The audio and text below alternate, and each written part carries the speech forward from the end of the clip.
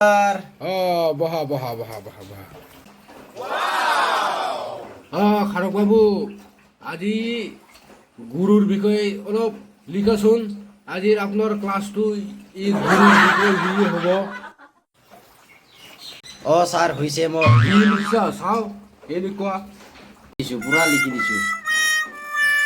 মানুহ বিষয় এবিধ প্ৰাণী মানুহৰ চলা আছে ভাত খাব পাৰি মানুহে কান্দিব পাৰি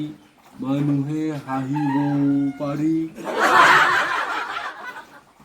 মানুহৰ ভৰি দুখন মানুহৰ কাণ দুখন মানুহৰ মোৰ বাবা মোক গুৰু গুৰু বুলি গালি দিয়ে বা মোক মাও গুৰু বুলি কয় তাকে গুৰু বিষয় বুলি কোৱা হয়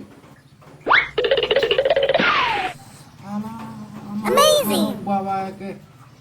মাথাটো পাগল কৰি দিওঁ ৰে হয় ঠিক আছে 100ৰ ভিতৰত 50 পাব লাগিব